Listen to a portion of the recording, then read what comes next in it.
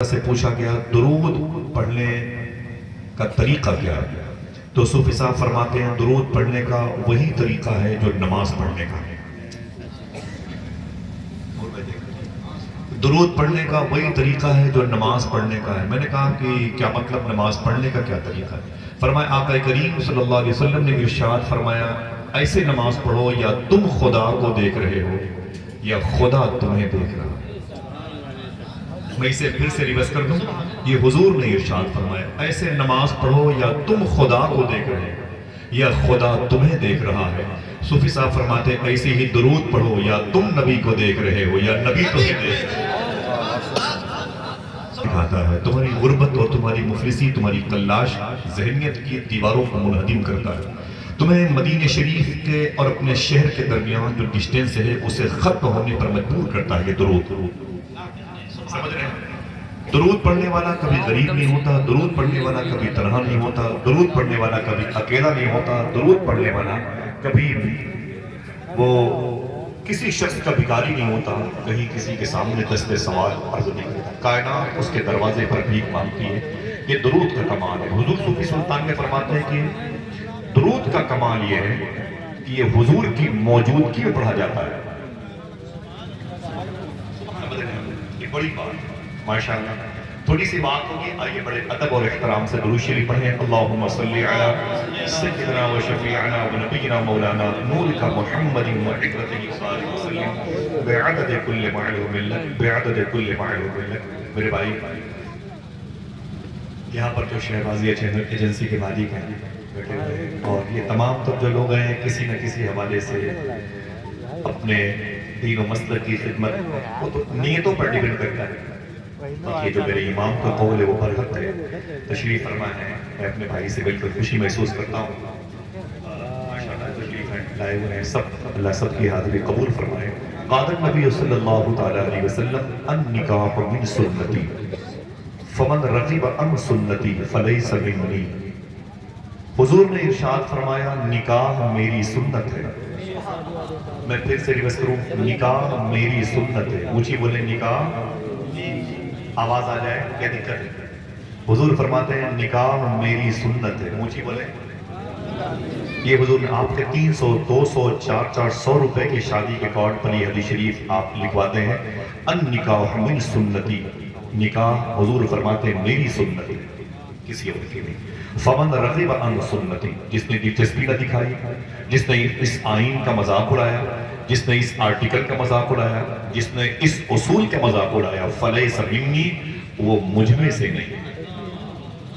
جیسے یورپ میں، برطانیہ میں، پیرس میں، روس میں آج لڑکے لڑکوں کے ساتھ شادیاں کر رہے ہیں، لڑکیاں لڑکیوں کے ساتھ شادیاں کر رہے ہیں۔ کورٹ نے کاغذ دے دیا، اوکے اوکے، سمجھ رہے ہیں؟ یہ سسٹم کے خلاف ہے، نظام مصطفیٰ کے خلاف ہے۔ ان کے بارے میں حضور نے فرما دیا فلیس منی، یہ مجھ میں سے نہیں۔ کیا مطلب؟ میں ان کا ضامن نہیں، میں ان کا ذمہ دار ہوں۔ ٹھیک ہے؟ اب حضور نے جو یہ بات فرمائی ہے تو خود حضور نے اس بات کو کہنے سے پہلے کیسے اپنی زندگی میں اس مبارک بات کو لاگو کیا۔ مجھے تھوڑی سی بات اسی حوالے سے کرنی، حضور کا یہ کریکٹر جو آج سنت بن رہا ہے وہ کیسے، حضور کی فرسٹ میرج کیسے ہوئی، حضور کی یعنی پہلی شادی کیسے ہوئی، کس کے ساتھ ہوئی، کس قبیلے میں ہوئی، باپ کا نام کیا تھا، سسر کا نام کیا تھا، ان کی شادیاں اس سے پہلے ہوئی تھی کہ نہیں ہوئی تھی، وہ پیسے والی تھی کہ غریب تھی، بیکارت تھی کہ سائلوں سے محبت کرتی تھی، یتیم نواز تھی کہ یتیموں سے نفرت کرتی تھی، غریب نواز تھی کہ غریبوں سے نفرت کرتی تھی۔ ان کا تعلق اور یہ جو شادی حضور کی پہلی ہوئی وہ کس بیس پر ہوئی؟ حسن کی بنیاد پر ہوئی، پرسنالٹی کی بنیاد پر ہوئی، صحت کی بنیاد پر ہوئی، دولت کی بنیاد پر ہوئی، مال و متاع کی بنیاد پر ہوئی، قبائل کی بنیاد پر ہوئی، کہ جاہ و حشم کی بنیاد پر ہوئی، کہ لشکر و سپاہ کی بنیاد پر ہوئی، کہ کسی مجبوری کے تحت یہ شادی ہوئی؟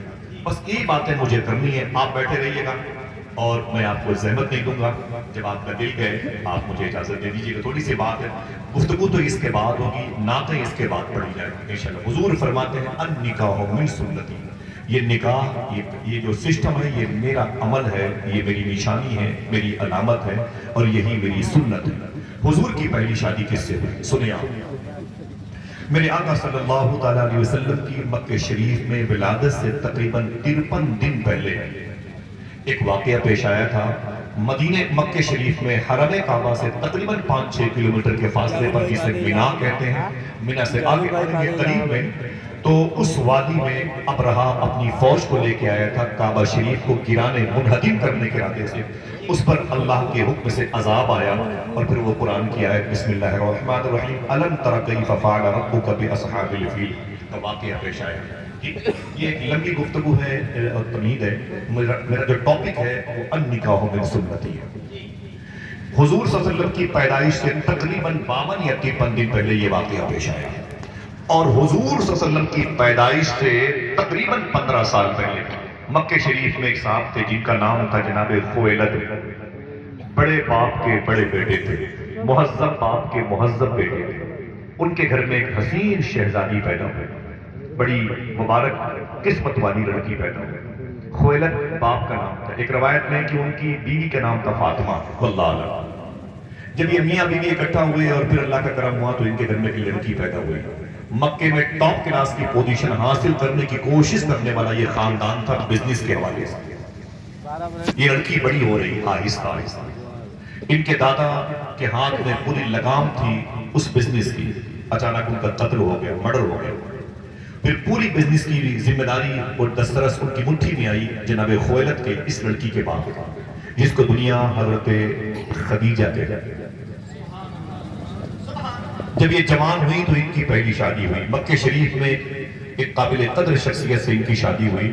کچھ ہی دنوں کے بعد اولاد نہیں ہوئی، لیکن ان کے شوہر کا انتقال ہو گیا۔ النکاح من سنتی، حضور فرما رہے ہیں اب یہ رشتہ حضور کا، یہ قول حضور کا کیسے عمل میں آ گیا۔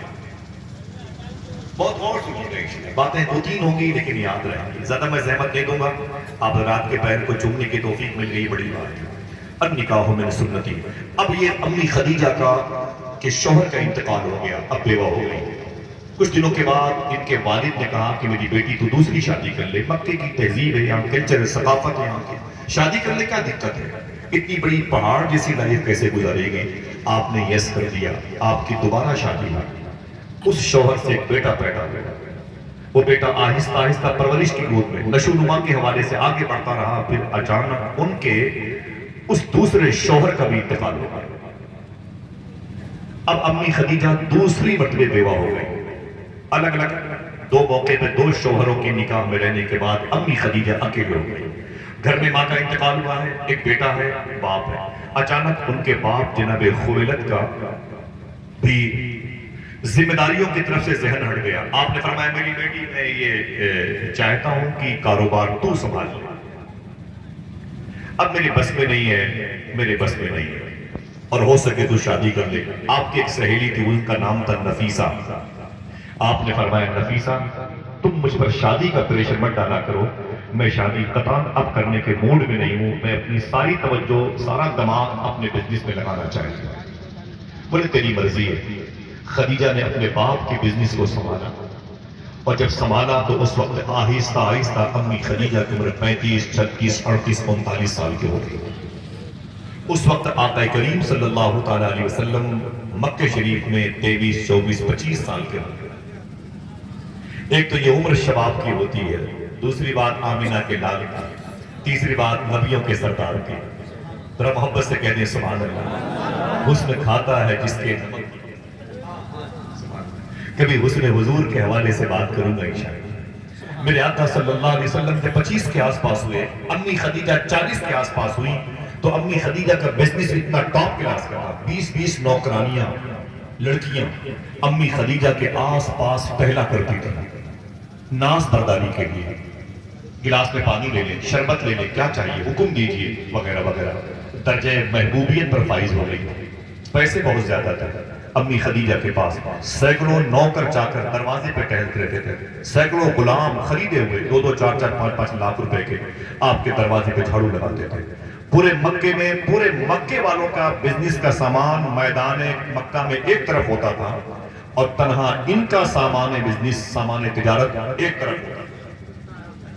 یعنی رینکنگ کے اعتبار سے سب سے زیادہ پیسے والی عورت اگر کوئی تھی مکے میں، کوئی تھا مکے میں، امی خدیجہ تھی۔ اسی لیے ان کو کوئین آف دا مکہ کہا جاتا تھا، پیسوں والی وہ جو مکے کی رانی کہلاتی، ملکہ عرب کہلاتا ہے۔ کہا جاتا تھا عرب کی وہ ملکہ جو پیسوں پہ کھیلتی ہے، بہت ہی مہذب تھی، عصمت مآب تھی، جھکی ہوئی نظروں کی مالکہ تھی۔ الحمدللہ رب العالمین، 2 الگ الگ شوہروں سے آپ کا عقد ہوا اور پھر آپ بیوہ تھی، بیٹے کے ساتھ اپنے باپ کے ساتھ رہتی تھی۔ جب قریب آپ کی عمر شریف 40 کے آس پاس ہوئی تو آپ نے اپنے نوکر چاکر غلاموں سے، ذمہ داروں سے کہا مجھے ایک ایسے شخص کی ضرورت ہے جو میری بزنس میں میرا ساتھ دے سکے، میرا سپورٹ کر سکے۔ دیکھیں اب حضور کا ذکر مبارکہ، حضور کے نام کی برکتیں آہستہ آہستہ قریب ہوا جائے۔ امی خدیجہ کو مکے میں ایک بزنس مین کے سپورٹ تک کی ضرورت پڑی تو یہ خبر مکے شریف میں قبیلے قریش اور ہاشم، کعبے کے مجاور، کعبے کے متولی، کعبے کے زیارت کرنے والوں کے قیام و طعام کا انتظام کرنے والے جناب ابی طالب تک پہنچی۔ جناب ابی طالب نے حضور کو بلایا، کہا اے میرے بھتیجے محمد، کہہ دیں صلی اللہ علیہ وسلم، اے میرے بھتیجے محمد، میں یہ چاہتا ہوں کہ خدیجہ کو ایک شخص کی ضرورت ہے اور تو وہ کام کر سکتا ہے، تھوڑی سی غریبی گھر میں آ گئی ہے، تیری وجہ سے دور ہو جائے گی۔ حضور نے جملہ ارشاد فرمایا، چچا ابی طالب، میں خدیجہ سے ملازمت کے لیے ہاتھ پھیلاتے ہوئے شرم محسوس کرتا ہوں، مجھے شرم لگتی ہے، میں یہ بات نہیں کہوں گا خدیجہ سے۔ حضور کی عمر 25 سال کی، جب امی خدیجہ کو پتا چلا کہ ابی طالب کے بھتیجے جناب محمد صلی اللہ علیہ وسلم یہ تیار ہے میرا بزنس سنبھالنے کے لیے یا میرا سامان بیچنے کے لیے، بصرہ جانے کے لیے نا، تو انہوں نے کیا کیا، امی خدیجہ نے خود حضور کے چچا جناب ابی طالب کو بلوا لیا۔ مجھے پتا چلا ہے تمہارے خاندان میں جو سب سے خوبرو، سب سے جاذب، سب سے زیادہ مقناطیسیت کا مالک، سب سے زیادہ حسین چہرے والا شخص جس کو دنیا محمد صلی اللہ علیہ وسلم کہتی ہے، وہ کیا کاروبار میرا سنبھال سکتے ہیں؟ تو جناب ابی طالب نے کہا کہ میں اس موضوع پر بات کروں گا اپنے بھتیجے سے، لیکن یہ بتاؤ اگر میرا بھتیجا تمہارے کاروبار میں سپورٹ کیا تو کام کیا ہوگا؟ تو جناب امی خدیجہ نے فرمایا میرا کام یہ ہوگا کہ کچھ غلاموں کے ساتھ میرے بزنس کا سامان لے کے اسے جانا ہے بصرہ۔ کہاں جانا ہے؟ اونچی بولے، بصرہ، یہ کویت کے بارڈر پر ہے بصرہ، بڑا مبارک شہر ہے۔ اس شہر میں رابعہ بصری پیدا ہوئی، اور اگر کوئی ایک شخص سبحان اللہ کہنے کے وعدہ کرے، بتا دوں اس شہر میں وہ بزرگ لیٹے ہیں جنہوں نے حضور کی بیوی امی سلمہ کا دودھ پیا ہے، جنہیں مولائے کائنات کا خلیفہ خواجہ حسن بصری کہا ہے۔ انہی کے روضے کے قریب میں وہ عظیم بزرگ لیٹے ہوئے ہیں جو ان کی بارگاہ میں وہ آتے تھے جنہوں نے 100 مرتبہ خواب میں اللہ کو دیکھا ہے، جن کے نام کی شمع ان علماء کے دلوں میں روشن ہے، جن کو دنیا امام اعظم ابو حنیفہ کہتی ہے۔ وہ اپنے خواب کی تعبیر پوچھنے کے لیے بصرہ میں جن کے پاس جاتے تھے وہ امام محمد بن سیرین وہی لیٹے تھے۔ جناب عبداللہ بن زبیر جن کو کعبے کے اندر شہید کیا گیا واقع کربلا کے بعد کو کیا وہ جناب زبیر بن عوام اسی بصرہ میں لیٹے ہوئے۔ 10 سال تک حضور کے گھر کی سبزیاں بازار مدینہ سے سامان لانے والے حضور کے غلام انس بن مالک اسی شہر میں آرام کر رہے ہیں۔ عشر مبشرہ 10 خوش قسمت افراد جن کو حضور نے سرٹیفکیٹ دی جنتی ہونے کی، جناب طلحہ بن عبید اس میں شامل ہیں، یہ بھی اسی شہر میں آرام کر رہے ہیں۔ جناب تابعی عبد الرحمن اسی شہر میں لیٹے ہوئے۔ عتبہ بن غزوان جنہوں نے ایک لڑکی کو دیکھ کر کے غور سے دیکھا تھا اور اپنی آنکھ کو تلوار سے ڈھیلے باہر نکالے تھے اور اپنے پیر سے اپنی آنکھ کے ڈھیلے کو مسل کے بولے تھے اس آنکھ کو میں اپنے ساتھ نہیں رکھنا چاہتا جو حضور کے علاوہ کسی اور کو دیکھنا چاہتا۔ یہ جناب عتبہ بن غزوان اسی شہر میں لیٹے ہوئے۔ قریب میں ام عبیدہ ناصریہ کا علاقہ ہے جہاں وہ لیتے ہیں جنہوں نے حضور کے ظاہری انتقال کے 600 سال کے بعد، جن کو دنیا شیخ کبیر احمد رفاعی کہتی ہے، حضور کے روزے پہ گئے، سلام کیا تو قبر مصطفیٰ سے جواب آیا اور کہا دادا جان آپ کے ہاتھوں کو چومنا چاہتا ہوں، تو حضور کی قبر نو شریف پھٹ گئی اور حضور نے اپنے دونوں ہاتھ باہر نکالے، شیخ کبیر احمد رفاعی نے حضور کے ہاتھوں کا بوسہ دیا۔ سبحان اللہ۔ میری دعا ہے ان بزرگوں کے اسماء گرامی کے صدقے میں علماء اور آپ سب کو بصرہ کی زیارت کا شرف عطا فرمائے۔ میں 3 مرتبہ شاید یا 4 مرتبہ گیا ہوں، بصرہ بڑی مبارک زمین ہے اور اس حوالے سے بڑی مستجاب الدعوات ہے کہ یہاں بڑے بڑے اولیاء اکابر صحابہ کی مزارات مبارکہ ہیں۔ تو امی خدیجہ کے بزنس کا سامان لے کے حضور کو جانا تھا بصرہ، یاد رہے گا؟ آرام کر رہے ہیں؟ کہاں جانا تھا؟ بات کریں تقریر تو یہ میرے قبیلے کے لوگ کرتے ہیں، کبھی کبھی تھوڑی سی گفتگو آپ بھی کر دیا، بولنے کا ہنر ہے ماشاءاللہ۔ کہاں جانا تھا؟ بصرہ جانا تھا۔ تو جناب ابی طالب نے کہا میرا بھتیجہ تیرا سامان لے کے جائے گا، یہ بتا خدیجہ پیسے کتنے، میرے بھتیجے کو اجرت کتنی دے گی، کتنے پیسے، کتنے معاوضے دے گی؟ تو امی خدیجہ نے فرمایا تھا کہ میں ہر غلام کو، ہر اپنا سامان بیچنے والے کو 2 اونٹ دیتی ہوں، تو میرا سامان لے کے جائیں بصرہ، ملک شام لے کے جائیں، کرکوک، سلیمانیہ، کردستان کہیں بھی لے کے جائیں، میں 2 اونٹ انہیں دیتی ہوں، 2 اونٹ تمہارے بھتیجے کو بھی دوں گی۔ جناب ابی طالب نے کہا مجھے منظور نہیں ہے۔ بولے کیوں؟ بولے اس لیے کہ اس شرط پر یہ محمد میرے بھتیجے تمہارے ساتھ، ہمارے بزنس مین کے ساتھ جائیں گے جب 4 اونٹ دیے جائیں گے۔ 4 لوگ بولے 4 اونٹ۔ بولے کیوں کیوں کیوں؟ تو جناب ابی طالب نے کہا اس لیے کہ میرے بھتیجے میں 2 الگ سے خوبیاں پائی جاتی ہیں۔ لیکن کوئی ہے جو سبحان اللہ کہتا ہے میرے بھتیجے میں 2 الگ سے خوبیاں پائی جاتی ہیں۔ کہا وہ خوبیاں کیا ہے؟ کہا پورے مکے میں اس سے بڑا سچا کوئی نہیں، اس سے بڑا امانت دار کوئی نہیں ہے، وہ نبیوں میں رحمت لقب پانے والا، مراد غریبوں کی بر لانے والا، اتر کر حرا سے سوئے قوم آیا اور ایک نسخہ کیمیا ساتھ لایا۔ حضور کے رشتے کی جو آواز ہے نا پہلے زینے کی، وہ آہستہ آہستہ طے ہو رہی ہے۔ یہ منظور کر لیا امی خدیجہ، وہ ٹھیک ہے اوکے آپ بھیجیں اپنے بھتیجے کو۔ حضور صلی اللہ علیہ وسلم کی جگہ میں ابھی تو اس کے بارے میں کوئی خاص تجربہ رکھتا نہیں ہوں بزنس کے بارے میں، آپ کہہ رہے ہیں کہ میں ٹھیک ہے خدیجہ کا سامان لے کے جاتا ہوں اور بصرہ کی طرف میں سفر کرتا ہوں۔ بڑے ادب اور احترام کے ساتھ، علماء کی جوتیاں میرے سر کا تاج ہے، اللہ ان کا سایہ دراز فرمائے۔ سنیں آپ، حضور نے جب بزنس کا سامان اٹھایا اور جانے لگے تو خدیجہ کے 2 غلام تھے، ایک کا نام تھا میسرہ، ایک کا نام تھا حکیم بن حزیمہ۔ خدیجہ نے فرمایا اے میسرہ، اے حکیم بن حزیمہ ادھر آؤ، وہ قریب ہے۔ بولے جی مالکہ کیا بات؟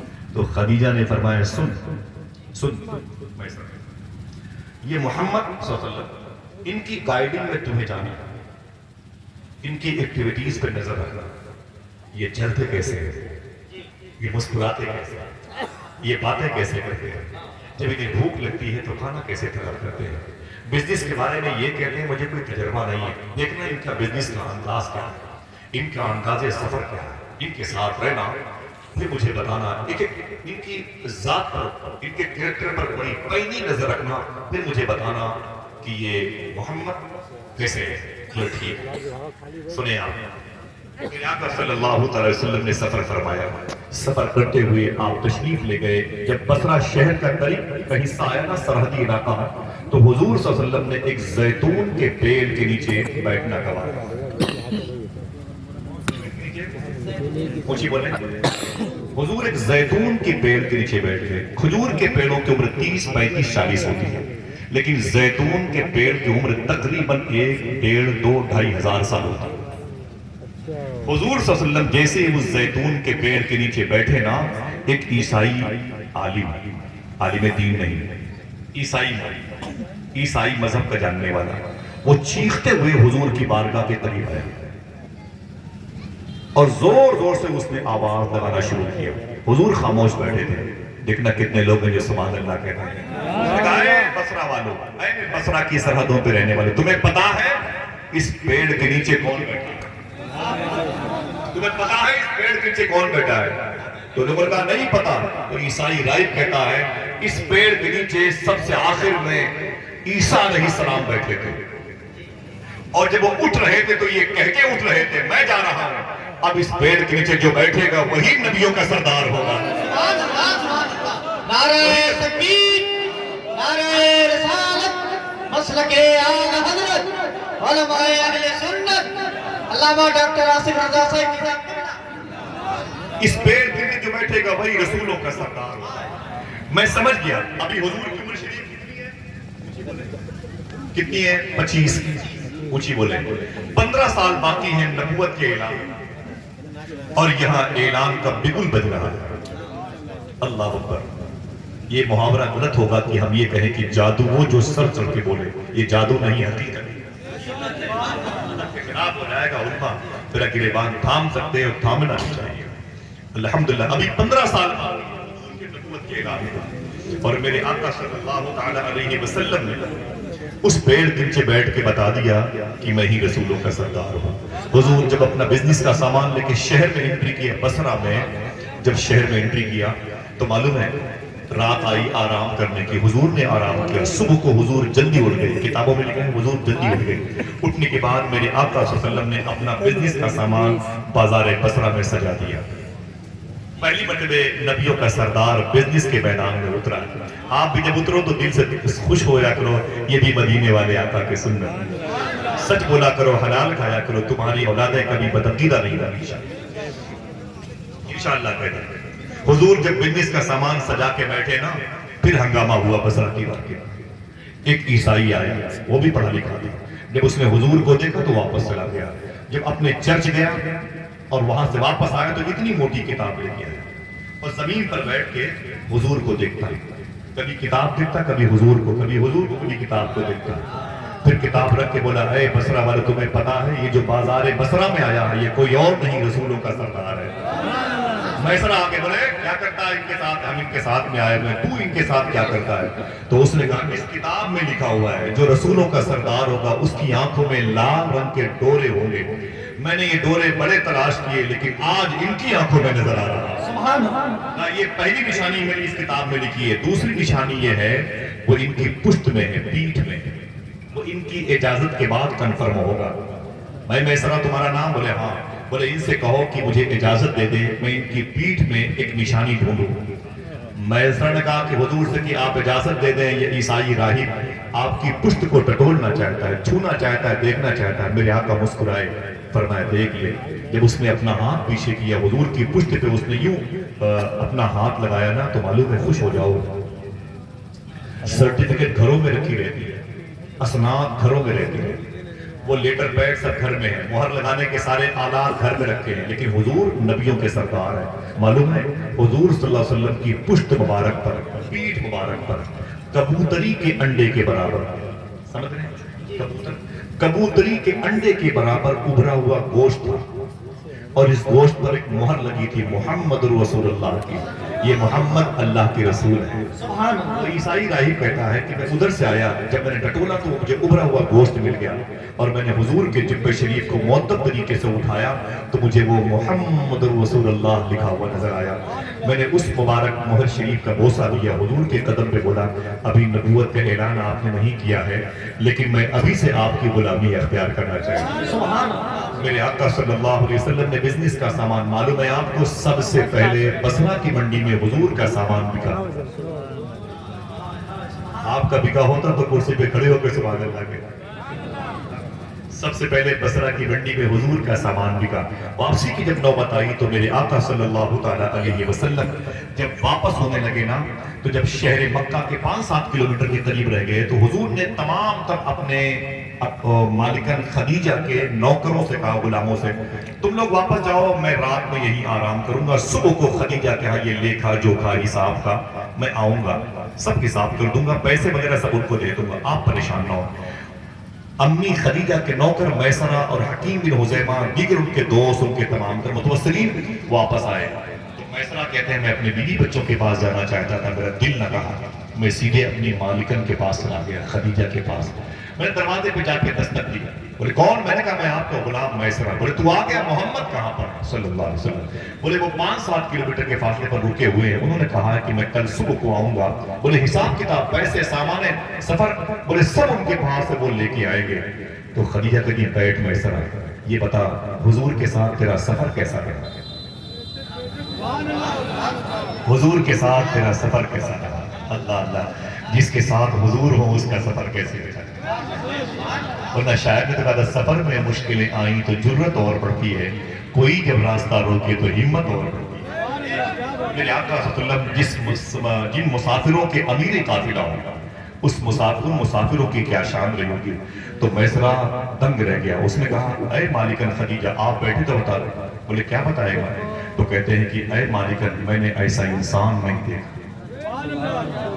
خوش ہو جاؤ تمہارے نبی کی بات، دیکھتے بھی کیسے میسرہ، بنانے والے نے دوسرا محمد بنایا ہی نہیں۔ اللہ اکبر، بولے کیا خوبی دیکھی محمد میں؟ تو میسرہ نے کہا کہ اے خدیجہ میری مالکن، میں کیا بتاؤں، جیسے یہ قافلہ مکہ شہر سے نکلا آگے بڑھانا تو 2-4 دنوں کا سفر کرنے کے بعد جب دوپہر میں ہم سب کو آرام کرنے کی خواہش پیدا ہوئی، ایک پیڑ اور وہیں پر چھوٹا سا تالاب، چشمہ تھا، تالاب جہاں پانی تھا، تو ارادہ ہوا کہ اسی پیڑ کے نیچے سب لوگ بیٹھ جائیں اور سستا لیں، کچھ کھا لیں، کچھ پی لیں، کچھ آرام کر لیں اور اس چشمے سے، اس تالاب سے پانی پی لیں، اس کے بعد اگلا سفر کرتے ہیں۔ بولے پھر کیا ہوا؟ تو میسرہ کہتا ہے میں کیا بتاؤں میری مالکن خدیجہ، سب لوگ تو اپنی تیاری میں تھے، چٹائیاں، رومال، اپنے چادر بچھا کے کھا کے آرام کرنے کے موڈ میں تھے، اور اس پیڑ کے سائے کے نیچے سب آرام کرنا چاہتے تھے، آرام کر رہے تھے۔ تھوڑی دیر کے بعد حضور تشریف لائے، میرے آقا، وہ اپنا سامان سب ترتیب سے سمار کر کے اور سجا کر کے جانوروں کو پانی وغیرہ پلا کر کے حضور بعد میں تشریف لائے۔ تو میسرہ کہتے ہیں اے مالکن خدیجہ میں کیا بتاؤں، جب حضور تشریف لائے تو پیڑ کے نیچے جگہ بیٹھنے کی نہیں تھی، پیڑ کے نیچے جگہ ختم ہو گئی، سب سستا رہے تھے، لیٹے ہوئے تھے۔ حضور نے دیکھا کہ پیڑ کے نیچے کوئی جگہ نہیں ہے، حضور نے کسی کو ہٹایا نہیں، کسی کو جگایا نہیں، چپ چاپ آقا کریم صلی اللہ علیہ وسلم آگے چلے گئے۔ تھوڑی دور کے فاصلے پر ریت کا چھوٹا سا ایسے گروندا ٹیلا ٹائپ، ریت کا ٹیلا کیا مانے رکھتا ہے تھا؟ تو میسرہ کہتا ہے اے میری مالکن خدیجہ، حضور صلی اللہ علیہ وسلم چپ چاپ گئے، اسی ریت کے ٹیلے پر بیٹھ گئے۔ حضور کے سر پر دھوپ بڑی تیز تھی اور ہمارے سروں پر پیڑ سایہ کیا، حضور چپ چاپ بیٹھے رہے اور آرام کرنے کے ارادے سے۔ میسرہ کہتا ہے اے میری مالکن میں کیا بتاؤں، بتاتے ہوئے اس کی آنکھیں اشک بار ہو گئی۔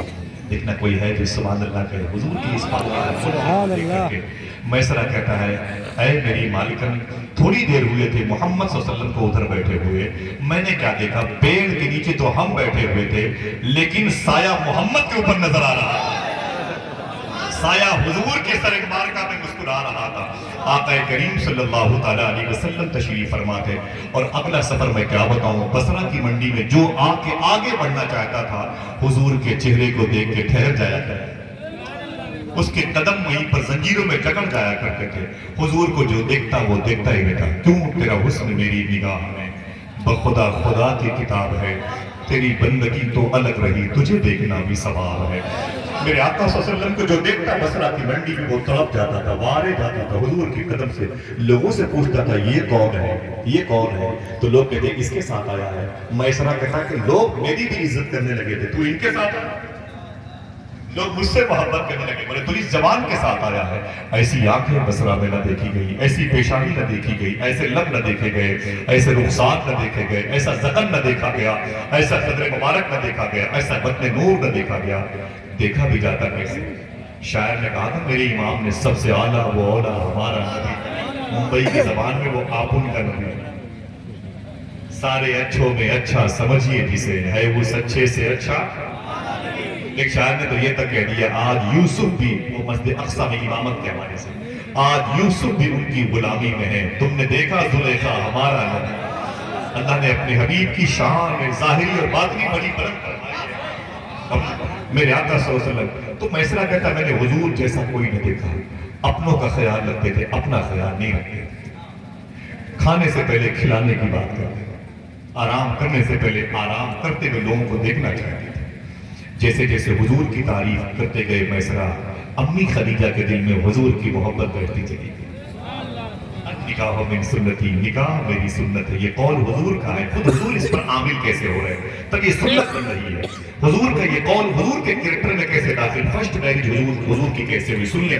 امی خدیجہ کہتی ہیں میسرہ چلا گیا، اب جب میں نے کہا میسرہ جب صبح کو حضور آئے تو مجھے پہلے خبر دے دینا، کہتی ہیں رات بھر میں انتظار کرتی رہی حضور کا۔ ایک غزل کا شعر نہیں، دن تو ہنس بول کے بچوں کی طرح بیت گئے، یا رسول اللہ رات آئی تو تیری یاد میں سونے نہ دیے۔ حضور کا ذکر ہو دلوں میں محبت نہ ہو، حضور کی باتیں ہو دلوں میں مٹھاس پیدا نہ ہو، ایسا نہیں ہو سکتا۔ امی خدیجہ کہتی ہے میں رات بھر رکھتی رہی، صبح ہوئی تو میں نے اپنی سہیلی کو بلایا جس کا نام تھا نفیسہ، میں نے کہا نفیسہ بیٹھ، بولے اتنی خوش کیوں ہے خدیجہ؟ تو میں نے کہا آج محمد آنے والا، محبت سے کہہ دو سبحان اللہ، آج محمد آنے والے، وہ نبیوں میں رحمت نقم، مرادیں غریبوں کی بر لانے والے، اتر کر حرا سے سوئی قوم آیا اور ایک نسخہ کیمیا ساتھ آیا۔ کتابوں میں لکھا ہے کہ میسرہ کہنے لگا کہ امی وہ مالک مما وہ حضور آ رہے، تو امی کہتی ہیں خدیجہ کہ مجھے آنگن میں برداشت نہ ہوا کہ میں حضور کو انتظار کرتی حضور کا کہ اب آئیں مجھ سے برداشت نہ ہوا، میں چھت پہ چلی گئی، بالکنی پہ کتاب میں لکھا ہے میں نے یوں اپنی آنکھوں پر اپنی ہتھیلی کی انگلیاں رکھ کے حضور کو دیکھتے رہے۔ تو نفیسہ نے کہا کہ خدیجہ تو حضور کا اس قدر استقبال، اس قدر محبتوں فرحت کے ساتھ کرتی ہے، تو خدیجہ کہتی ہے تو پہلے حضور کو آتا ہوا تو دیکھ حضور کی پیشانی کیسی ہے، حضور کے لب کیسے ہیں۔ بہت سی باتیں حضور کی کہ اپنی سہیلی سے نیچے اتر کے آئی نا تو حضور گھر پہ آ گئے۔ خدیجہ کے وہ ساری کتابیں سارے لکھے جو کہ حساب مال کیسا بکا، تو امی خدیجہ کہتی ہیں میں اس کمرے میں بیٹھ گئی اور حضور بیٹھ گئے حساب دینے کے لیے۔ کہتی ہیں بڑے بڑے عمراء اور بڑے بڑے روساں، بڑے بڑے بزنس مین، بڑے بڑے وزیر معاشرہ، بڑے بڑے ٹاپ کلاس کے بزنس مین میرے گھر میں اسی کمرے میں آ کے بیٹھتے تھے اور میرے سامنے حساب کرتے تھے۔ امی فرماتی ہیں وہ حساب کم کرتے تھے، مجھے زیادہ دیکھنے کی تمنا رکھتے تھے، لیکن میں اکسا کر کے حضور سے کہتی ہاں یہ بتائیں یہ سامان کتنے بکا، تو حضور میری طرف اپنی آنکھیں نہیں اٹھاتے تھے، محبت سے کہتے ہیں سبحان اللہ۔ سامنے ایک جوان لڑکی بیٹھی ہے 40 سال کی عمر والی، سب سے حسین، وہ حضور کو دیکھنا چاہتی ہے، وہ اکسا کر کے حضور کو مخاطب کرنا چاہتی تھی، لیکن میرے آقا اپنی نظریں اٹھاتے نہیں تھے۔ کیوں نہ فرمائے میرے امام یا الہی رنگ لائے جب میری بے باکیاں، ان کی نیچی نیچی نظروں کی حیا کیا۔ امی خدیجہ فرماتی ہے کہ حضور صلی اللہ تعالیٰ علیہ وسلم نے اپنی مبارک گردن جھکا رکھی تھی اور مجھ سے کہتے یہ اتنے نکاح اس کے پیسے یہ ہیں، یہ اتنے نکاح اس کے پیسے یہ ہیں۔ کہا کہ میں نے بہت کوشش کی کہ حضور مجھ سے مخاطب ہوں، حضور مجھ سے مخاطب ہوں، لیکن حضور مجھ سے مخاطب نہیں ہوتے۔ سمجھ رہے؟ امی خدیجہ نے فرمایا کہ میرا حسن پہلی مرتبہ اگر کسی کے آگے شکست کھایا ہے تو آمینہ کے لال کے آگے۔ حضور نے حساب کیا اور حضور نے اپنا سامان اجرت لیا، اپنے گھر تشریف لے گئے۔ امی خدیجہ کہتی ہیں حضور تو چلے گئے لیکن میرے دل میں حضور کی محبت بیٹھ گئی، میں حضور کو اپنا سب کچھ سمجھنے لگی۔ شاعر نے کہا مرہار سنگار تمہیں سے ہے، بگین ماں بہار تمہیں سے ہے۔ امی کہتی ہیں میں سوچنے لگی حضور کو، یاد کرنے لگی حضور کے چہرے کو، حضور کی زلفوں کو، حضور کے لب کو، اور پھر میں سوچنے لگی دل جس سے زندہ ہے وہ تمنا تمہیں تو ہو، دل جس سے زندہ ہے وہ تمنا تمہیں تو ہو، ہم جس میں بس رہے ہیں وہ دنیا تمہیں تو ہو، جو دستگیر ہے وہ تمہارا ہی ہاتھ ہے، جو ڈوبنے نہ دے وہ وسیلہ تمہیں تو ہو۔ امی کی خدیجہ کی طرف نفیسہ نے دیکھ لی، فرمایا کہ اے میری بہن خدیجہ اتنی بے قرار کیوں ہے؟ تو خدیجہ کہتی ہیں دو شوہروں کے الگ الگ میں ان کی نکاح میں تھی، جو اس دور میں جیسا سسٹم تھا، ان کے انتقال کے بعد میں نے شادی کا ارادہ ترک کر دیا، میں نے شادی کرنے کا ارادہ بالکل ذہن سے نکال دیا، لیکن اے میری سہیلی، میری دوست، میری فرینڈس نفیسہ سن، اب میرے دل میں پھر سے شادی کرنے کی تمنا جاگ گئی، پھر سے شادی کرنے کی تمنا جاگ گئی۔ نفیسہ کہتے تو کس سے شادی کرنا چاہتی ہے؟ تو خدیجہ فرماتی ہیں میرے دل میں اگر شادی کی تمنا بیٹھی ہے تو آمینہ کہنا النکاح من سنتی، نکاح میری سنت ہے۔ حضور کا یہ مبارک قول نور آج دیکھیں ایک راہ بنی ہوئی ہے، اس راہ کے خود حضور مسافر بننے جا رہے ہیں۔ تو نفیسہ کہتی اچھا تمہاری عمر 40 سال کی ہے، حضور 25 سال کی، ان کی ابھی شادی نہیں ہوئی، آپ کی 2 مرتبہ شادیاں ہو چکی ہیں، میں ٹرائی کرتی ہوں۔ حضور کے چچا جناب ابی طالب، ان کی ایک بہن ہے جن کا نام ہے عاتقہ، مخدومہ عاتقہ، ان کی ایک اور بہن تھی جن کا نام تھا صفیہ۔ مخدومہ عاتقہ اور صفیہ یہ حضور کی 2 پھپھو ہیں جن کی مزارات مبارکہ بقی شریف میں انٹری کریں گے، بائیں طرف 25 سے 30 فٹ کے فاصلے پر 2 الگ الگ قبریں ہیں، یہ دونوں قبریں مخدومہ عاتقہ اور صفیہ کی ہیں۔ یہ عاتقہ حضور کی پھپھو جناب ابی طالب کی بہن ہے، اور یہی عاتقہ خدیجہ کی سہیلی نفیسہ کی سہیلی ہے۔ نفیسہ کہتی آپ ٹینشن مت لیں، میں ٹرائی کرتی رہی۔ آگے گئی اور عاتقہ کے پاس، بولے عاتقہ ایک رشتہ لے کے آئی ہو، بولے کس سے؟ بولے میرا سپورٹ کرے گی؟ بولے بالکل کروں گی۔ آپ نہیں کہتے حضرت دعا کر دیجیے بیٹی ہے شادی ہو جائے، نظر رکھیے کوئی بہتر رشتہ ہو۔ حاجی صاحب کہتے ہیں چائے خانوں پر میرے بھائی ہیں، ان کی بیٹیاں ہیں، میرے بھائی ہیں، ان کے بیٹے ہیں، کوئی بہتر رشتہ ہو تو بتائیے گا۔ یہ ہمارے بزرگوں کی سنت ہے، نیت خالص رکھیں، اللہ رشتوں کو جوڑنے والا ہے۔ اللہ ہر غریب بچی کے لیے جنتی سنی صحیح لطیدہ رشتے عطا فرمائے۔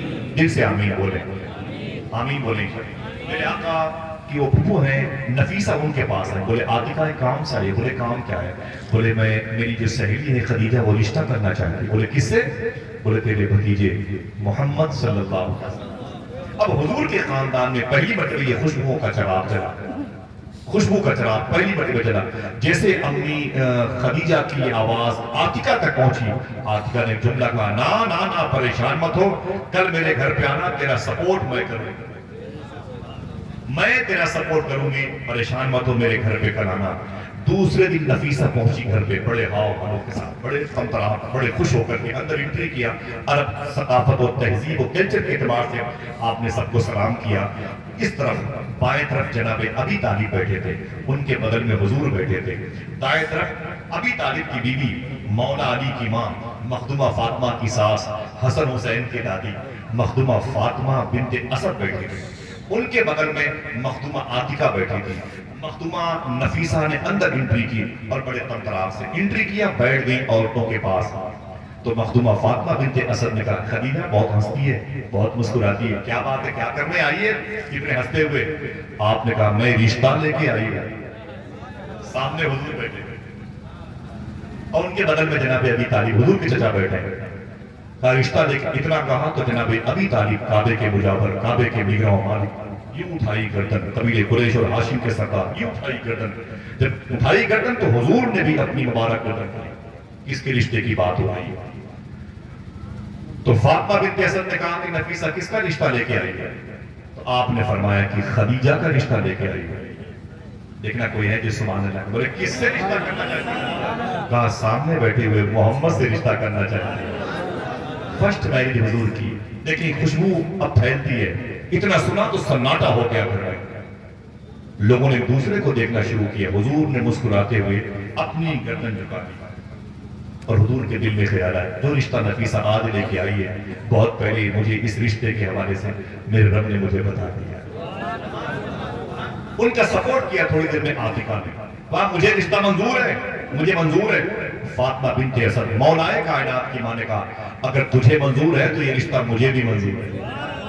مولا علی کے ابو جناب ابی طالب کہتے ہیں اگر آپ کو منظور ہے اور میرے بھتیجے کی رضا مل جائے تو رشتہ مجھے منظور ہے.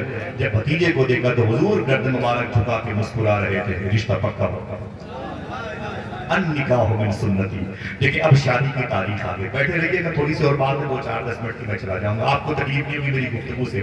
میرے آقا صلی اللہ علیہ وسلم کی شادی کا دن آیا. یہ بھی شادی خانہ آبادی کی محفل ہے. حضور کی شادی کا دن آیا. بڑے بڑے عمرہ, بڑے بڑے روسا, بڑے بڑے وزراء نے شرکت کی. اگر کوئی ہے جو اس مبارک محفل میں اس جملے کو یاد کرے نا اور بتائے دنیا والوں سے کہ حضور کی شادی میں چیف گیسٹ کون تھا, حضور کی شادی میں مہمان خصوصی کون تھا. آپ کہتے ہیں ہمارے پردھان جی آئیں گے, راجیہ سبھا کے ممبر آئیں گے, سابق ممبر آف پارلیمنٹ آئیں گے, سنسد جی آئیں گے, ہمارے چیف جسٹس آئیں گے, ہمارے شیخ, ہمارے پیر طریقت آئیں گے, خصوصی مہمان کی حیثیت سے. سمجھ رہے ہیں؟ میرے آقا صلی اللہ علیہ وسلم کی شادی میں مہمان خصوصی کون تھا بتا دو. اللہ مختار مصطفیٰ اللہ نے فرمایا, بتا دو. کوئی ہے جو سبحان اللہ کہے گا؟ اٹھا کے بولو, ذرا محبت سے کہہ دو سبحان اللہ. یہ ٹھہری ہوئی سماعتیں اللہ تعالیٰ قبول فرمائے. آپ کی آواز اللہ قبول فرمائے. معلوم ہے حضور کی شادی میں مہمان خصوصی کون تھا؟ حضور نے بیٹھ کے فرمایا تھا میرے چچا جناب ابی طالب, میں اپنی ماں امی آمینہ کے پیٹ میں تھا نا 2 مہینے کا, تو میرے ابو کا انتقال ہو گیا. مکہ شریف سے وہ مدینے گئے تھے. ابوا شریف میں تو میری ماں ہے 6 سال کی میں تھا تو انتقال ہوا, اور دار نابغہ میں مدینہ شریف میں میرے ابو کا انتقال ہوا جب میں 2 مہینے کا تھا. 6 سال کا ہوا تو میری ماں کا انتقال ہو گیا. 8 سال کا ہوا میرے دادا کا انتقال ہو گیا. اس وقت میری ماں نے, اس وقت میرا باپ ہے, میری شادی ہونے والی. میں یہ چاہتا ہوں کہ میری شادی میں جو خصوصی مہمان بن کے آئے, دیکھنا کوئی ہے جو سبحان اللہ کہے, وہ ضرور بولے گا جو اس محسن کو یاد کرتا ہے. فرماتے میرے آقا میں چاہتا ہوں کہ میں اپنی شادی میں خصوصی مہمان کی حیثیت سے اگر کسی کو دعوت دوں تو اپنی ماں امی حلیمہ کو دعوت دینا چاہتا ہوں. محبت سے کہتے سبحان اللہ. 1 منٹ ذرا ہاتھ اٹھا کے وہ بتائیں جن کی ماں زندہ ہے, جن کی مائیں زندہ. بہت بہت مبارک سب کو. میری گزارش ہے صاحبوں, دوستوں, غوث پاک کے شہزادے آنے والے ہیں، ایک گزارش ہے ہم سب سے، جب گھر سے باہر جایا کرو تو اپنی ماں کا ہاتھ چوم کے جایا کرو، انشاءاللہ۔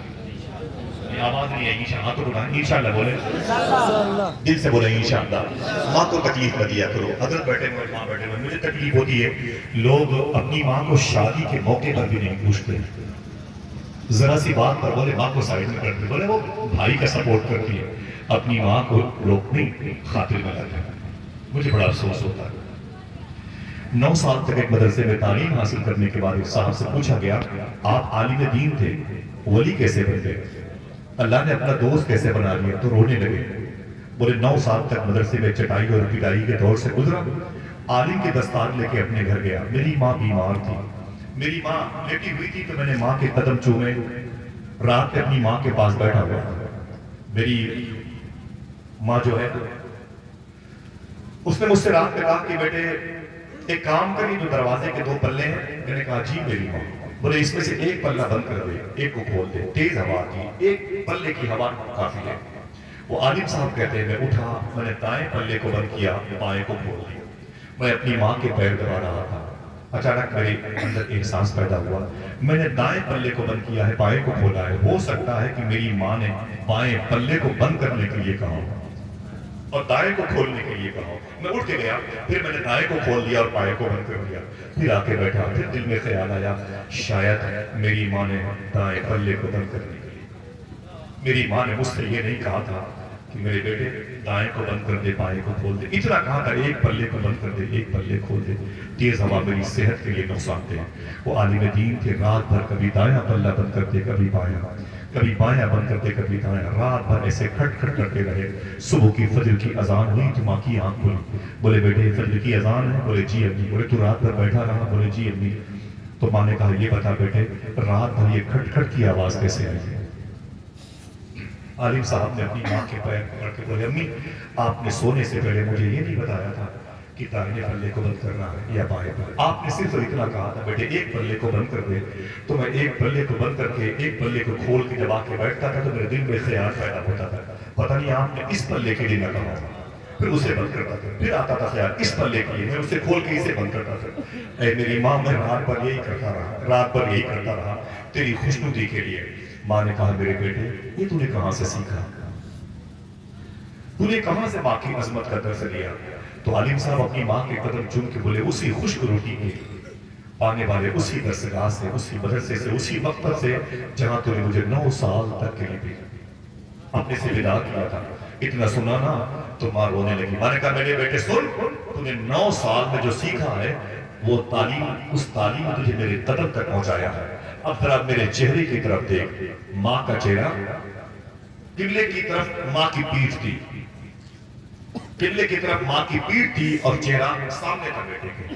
ماں نے کہا اے میرے بیٹے اب ذرا اب میرے چہرے کی طرف دیکھ، تو نے درسگاہ میں کتابوں کے چہرے دیکھے ہیں، اساتذہ کے چہرے دیکھے ہیں، اب ذرا میرے چہرے کی طرف دیکھ۔ تو وہ کہتے ہیں حلیم صاحب جب میں نے اپنی ماں کے چہرے کی طرف دیکھا تو ماں کا چہرہ غائب تھا، گھر کی دیواریں بھی غائب تھیں، پڑوسیوں کے مکانات بھی غائب تھے، خدا کی قسم ہزاروں کلومیٹر کے فاصلے پر مکے سے میرا گھر تھا لیکن میری ماں کی جگہ پر خانہ کعبہ نظر آ رہا تھا۔ آواز آئی ماں کی خدمت کی وجہ سے جا تجھے میں نے اپنا دوست بنا لیا، تجھے میں نے اپنی محبت کی سرٹیفکیٹ عطا فرمائی ہے۔ دوستو بات کیا ہے، جو کبھی نہیں ملتا وہ ماں کی وجہ سے مل سکتا ہے، جو اب تک نہ ملا وہ ماں کی وجہ سے مل جاتا ہے۔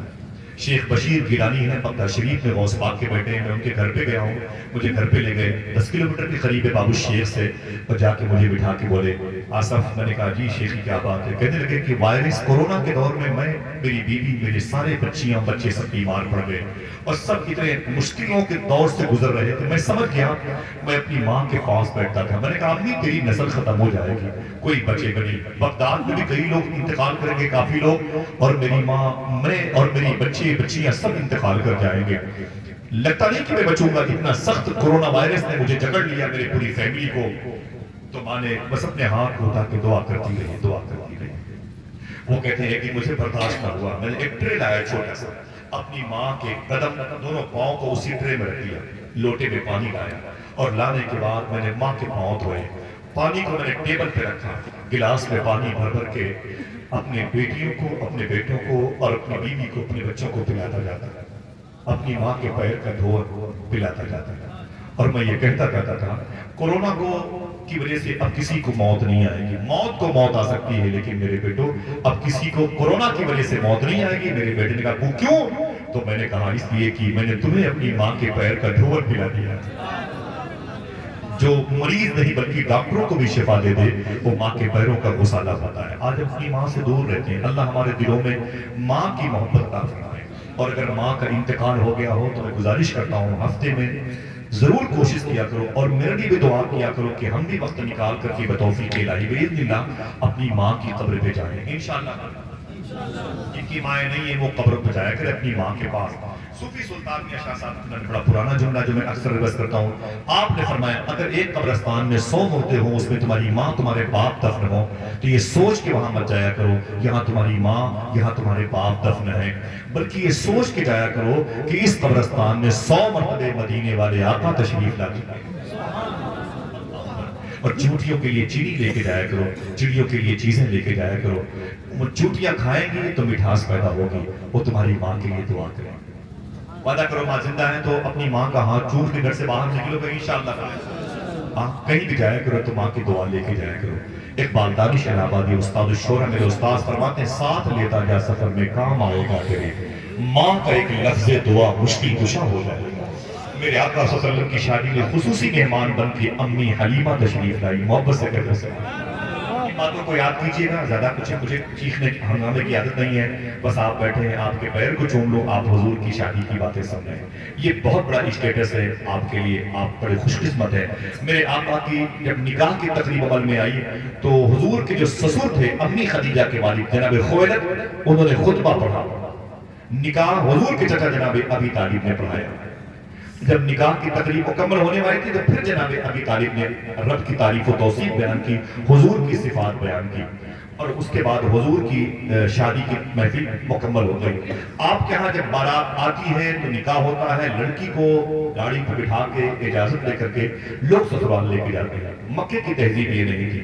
جب نکاح ہوگا تو داماد جس سے نکاح ہوگا وہ اپنی سسرال میں قیام کرے گا. تو حضور نے بھی اپنی سسرال میں قیام کر لیا. ہاتھوں کو اٹھا کے بتائیں جتنے لوگوں نے مکہ شریف دیکھا ہے. ماشاءاللہ سبحان اللہ کافی لوگ. اچھا کتنے لوگ دیکھنا چاہتے ہیں؟ اللہ علماء کی قدم سے برکتوں سے سب کو حاضری کا شرف عطا فرمائے. جن لوگوں نے مکہ شریف دیکھا میں بتا دوں کہ حضور کی سسرال کہاں تھی. یہ کعبے کے مکے میں کعبہ ہے, مطاف سے نکلے سامنے صفا, ان الصفا والمروہ من شعائر اللہ. صفا ہے, قریب میں مروہ پہاڑی ہے. مروہ پہاڑی سے باہر نکلیں گے تقریباً 20 فٹ کے فاصلے پر اولڈ گیٹ آف مروہ, پرانا باب مروہ ہے. آگے جائیں گے بائیں طرف 30 فٹ کے فاصلے پر آپ کو ایک مبارک حسین گھر کے در و بام نظر آئیں گے. تصور میں وہاں کی خوشبوؤں سے اپنی مشام جاں کو معطر کرنا. اولڈ گیٹ آف مروہ, پرانا باب مروہ کے قریب میں حضور کی سسرال تھا. حضور اسی سسرال میں اپنے گھر میں قیام پذیر ہوئے. آپ کو خوش ہونا چاہیے کہ اسی گھر میں مخدومہ فاطمہ پیدا ہوئی, اسی گھر میں مخدومہ زینب و ام کلثوم و رقیہ پیدا ہوئی. میرے آقا نے جب اس گھر میں قیام فرمایا تو آہستہ آہستہ حضور کی شہزادیاں پیدا ہوئی. حضور کی ایک بیوی ماریہ قبطیہ سے حضور کا ایک شہزادہ پیدا ہوا, ورنہ 6 اولادیں حضور کی مخدومہ خدیجہ کے نکاح سے کہ عقد مبارکہ ان کے شکر نور سے تولد پذیر ہوئی ہے. مخدومہ خدیجہ کی معلوم ہے کیا ہوا, مکے کے لوگوں نے حضور کو تانا دینا شروع کیا. یہ محمد بڑا غریب ہے, اس کی لگ گئی, اس کے ساتھ خدیجہ آ گیا. خدیجہ بڑی پیسے والی ہے. لوگوں نے خدیجہ سے خدیجہ تو پاگل ہو گئی تھی, محمد ٹھیک ٹھاک آدمی ہے لوگ کہتے, لیکن تیرے برابر نہیں ہے, تو بڑی پیسے والی ہے, تو نے محمد سے رشتہ کیوں کر لیا. خدیجہ کہتی ہے کہ یہ بات میں بھی سنتے سنتے پریشان ہو گئی, حضور کے دلوں کو تکلیف پہنچاتی تھی. ایک دن میں نے حضور کو فرمایا کہ آقا آپ بیٹھ جائیں, دوپہر کا وقت تھا. میرے آقا فرماتے میری بیوی کیا بات. امی فضل فرماتی ہیں کہ میں نے کہا کہ حضور مکے کے لوگ مجھے تانا مارتے ہیں کہ تم نے محمد سے رشتہ کیوں کیا. آدمی اچھے ہیں, ان سے اچھا کوئی نہیں, لیکن اگر تیرے پاس 10 بیگھے کی زمین ہے تو ان کے پاس بھی تو 7-8 بیگھے کی زمین ہونی چاہیے. وہ کلاش, وہ غریب ہے, مفلس ہے, ان کے پاس تو کچھ بھی نہیں ہے. انہیں کیا پتا تھا 2 جہاں کی نعمتیں ہیں ان کے خالی حال ہیں. انہیں کیا پتا تھا ان کے اشارے پر سورج گردش کرتا ہے. انہیں کیا پتا تھا یہ ڈوب جائے نا سورج, اشارہ کر دے تو واپس نکل آتا ہے. میرے آقا صلی اللہ علیہ وسلم فرماتے ہیں خدیجہ لوگ کہہ رہے ہیں میری غریبی کے بارے میں, کہنے دیجیے تمہارا کیا ارادہ ہے. امی خدیجہ فرماتی ہیں کہ میں نے ایک ارادہ نیا اپنے دل میں پیدا کیا. حضور فرماتے ہیں وہ کیا ارادہ ہے؟ برا نہ ماننا، ہماری بہنیں، آپ کی بہنیں، ہمارے گھروں کی بیویاں، انہیں پتہ چل جائے کہ ہم 7-8 سال کے لیے ہم گلف کنٹری جا رہے ہیں، برطانیہ، امریکہ، روس، پیرس جانا چاہتے ہیں، تو معلوم ہے وہ کیا کہتی ہیں؟ وہ کہتی ہیں ٹھیک ہے آپ جائیے 7-8 سال کے لیے، ہو سکے تو یہ 1 بیگھہ جو کھیت ہے اسے میرے نام کر کے جائیے، یہ زمین میرے نام کر دیجئے، پتہ نہیں آپ کب آئیں کہ نہ آئیں۔ یہ آج کل کی عورتوں کا مزاج ہے۔ حضور کی بیوی خدیجہ نے کیا فرمایا حضور سے؟ اے میرے شوہر، میرے سر کے تاج، میری امیدوں کا مرکز و محور، سینٹرل پوائنٹ، آقا مکے کے لوگ مجھے تانا مارتے ہیں، غریب شوہر کو تو نے اپنا ہسبینڈ بنایا ہے، میں نے فیصلہ کر لیا۔ حضور فرماتے ہیں کیا فیصلہ کیا؟ امی فرماتی ہیں میں نے اپنی ساری پراپرٹی آپ کو دینے کی نیت کر دی، اپنی ساری پراپرٹی میں آپ کو دینا چاہتی ہوں۔ حضور فرماتے خدیجہ سوچ لو، آپ فرماتی میں نے سوچ لیا۔ فرماتی کیا؟ بولے میں ساری پراپرٹی آپ کے نام کرنا۔ فرماتے میرے آقا سوچ لو، وہ کہتی میں نے سوچ لیا، مثال کے طور پر کاغذ پہ لکھ کے بھی دے دیا، یہ میں نے ساری پراپرٹی، سارے غلام، نوکر چاکر، ساری پراپرٹی میں نے آپ کے نام کی۔ حضور نے اس کاغذ کو اپنی انگلی میں لیا، قریب میں 1 سے 1.5 بیگھے کے فاصلے پر اسی مکے میں، اسی کعبے کے آنگن میں حضور آ گئے۔ آنے کے بعد میرے آقا نے آواز دی، اے مکی والو ٹھہر جاؤ، سب ٹھہر گئے۔ میں کیا بات ہے؟ میرے آقا فرماتے ہیں یہ کاغذ میں جو لکھا ہوا ہے اسے میں اعلان کرنا چاہتا ہوں۔ لوگوں نے کہا کیا لکھا ہوا ہے؟ اعلان کیا ہے؟ میرے آقا فرماتے ہیں خدیجہ نے، میری بیوی نے اپنی ساری پراپرٹی میرے نام کر دی ہے، گواہ رہنا میری ساری پراپرٹی میرے نام کر دی ہے، ساری پراپرٹی میرے دسترس میں، میرے انڈر میں آ گئی، میرے چنگل میں آ گئی، میں اس کی ملکیت، میں اس کا حقدار ہوں، سب پراپرٹی میری ہے۔ یہاں پر کتنے غلام ہیں خدیجہ کے، وہ سامنے آ جائیں۔ سینکڑوں غلام امی خدیجہ کے وہ آواز سن کے قریب آ گئے، فرمایا اے خدیجہ کے غلاموں، آج سے تم میرے غلام ہو۔ سب نے کہا لبیک، آپ جیسا کہہ رہے ہیں ویسا کروں گا، اب آج سے ہم آپ کی غلامی میں ہیں۔ معلوم ہے حضور نے کیا فرمایا؟ میرے آقا فرماتے ہیں اب دوسرا اعلان سنو، یہ جتنے غلام آئے ہوئے ہیں خدیجہ کے تھے اب میرے ہو گئے، میں نے ان سارے غلاموں کو اللہ کے نام پہ آزاد کر دیا، سبحان اللہ، سب کو میں نے آزاد کر دیا، معاف کر دیا، جاؤ اپنے اپنے حساب سے اپنی لائف گزارو۔ جب حضور مڑے نا، ایک 10 سال کا بچہ حضور کے قدم سے لپٹ کے بولا، حضور فرمایا کہ جب مڑ کے دیکھا تو اس کا نام تھا زید بن حارثہ، مزار شریف ان کی جارڈن میں، عبداللہ بن رواحہ کے بغل میں، جناب جعفر طیار جو مخدومہ زینب کے سسر ہیں، جناب عبداللہ کے ابو ہیں، اور محمد کے دادا ہیں، ان کے بغل میں لیٹے ہوئے جارڈن کی زمین پر۔ معلوم ہے حضور کے پلٹے تو جناب زید بن حارثہ رو رہے تھے۔ حضور فرماتے ہیں زید تم بھی جاؤ، تمہیں میں نے آزاد کر دیا۔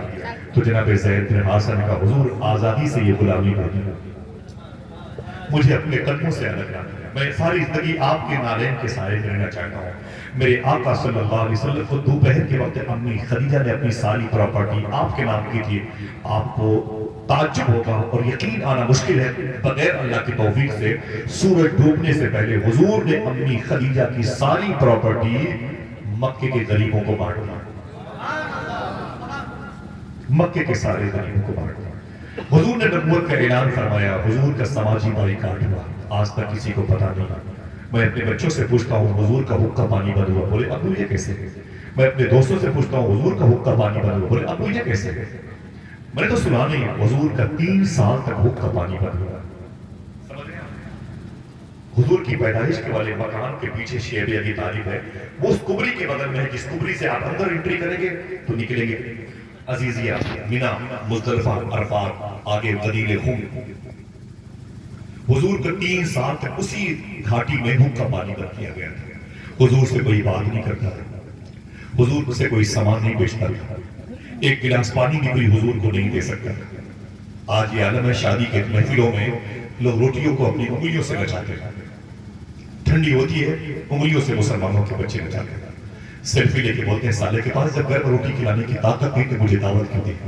چاول کے بڑے بڑے ٹھیلے جوتوں سے رودے جاتے ہیں، روٹی کا ایک ٹکڑا اگر اس میں سے کوئی کھا لیا ہوتا ہے تو اس روٹی کو لوگ نیچے رکھ دیتے ہیں ٹیبل کے نیچے اور اشارہ کرتا ہے گرم لاؤ، اچھی لاؤ۔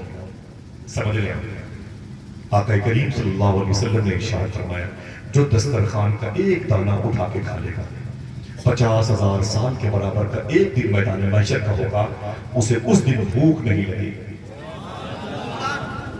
50 گھنٹے برداشت نہیں ہے، 50,000 سال کے برابر کریں گے. دعا کرو اللہ میں توفیق عطا فرمائے.